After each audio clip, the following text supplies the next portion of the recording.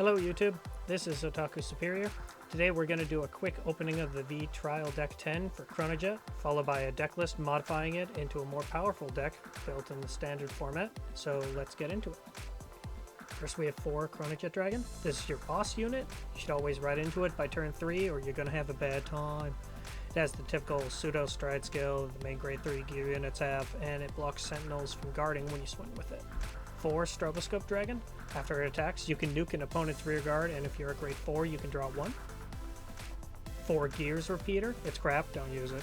4 Interdimensional Beast Metallica Phoenix. This is your grade 4 stride card. It's got triple drive, that's pretty much it. 3 Steam Gunner Jarlaganda. It's crap, don't use it. 3 Steam Fighter Zarlab. It's crap, don't use it.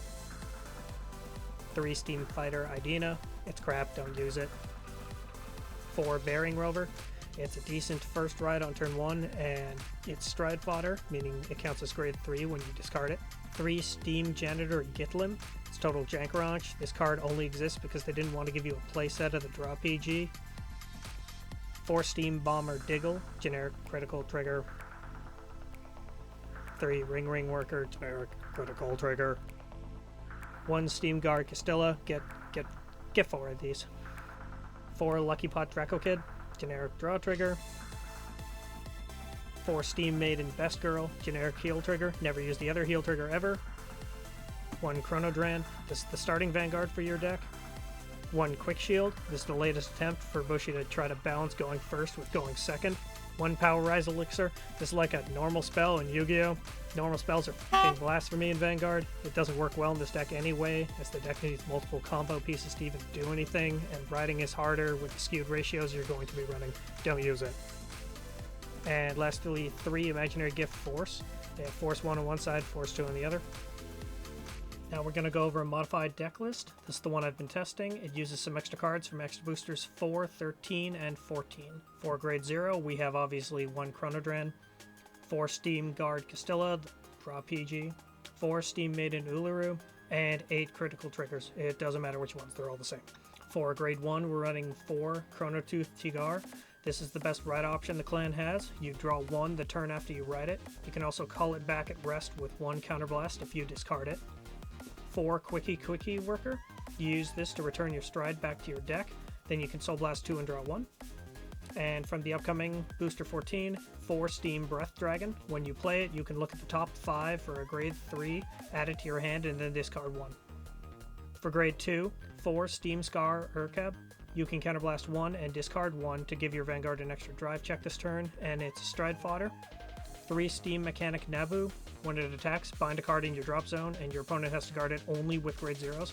Then it goes to your soul, and you draw 1. Excellent target for your Force Gifts. Lastly, from the new set, 4 Smoke Gear Dragon. When it swings at a Vanguard, it gets 5k, and if you rode a grade 4 this turn, Soul Blast 1 to draw 1. Also, whenever your Vanguard is Chronojet Dragon, all the cards in your hand are considered to be stride fodders, meaning they're grade 3s when you're discarded. Grade 3 is 4 Chronojet Dragon, that's it, it's the only thing you want to ride, don't run anything else.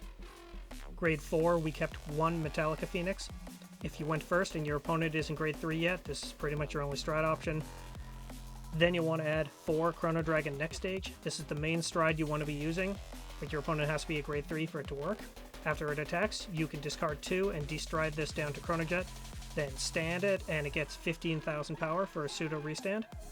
You can also just ride this from your hand on top of Chronojet. You don't have to use the striding skill to play it, as this is the only stride that can actually remove itself on its own.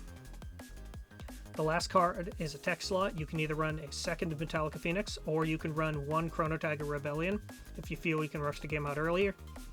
On attack, it gains an effect based on your current hand size before your drive check. If you have 5 or less cards, you can nuke 2 of your opponent's rear guards. If you've got 3 or less, your front row units all get 10,000 power. If you have 1 or less, you counterblast all your face-up damage, and all your opponent's guards lose 5,000 shield for the turn. And that's the build. Thank you very much for watching, and we'll see you next time.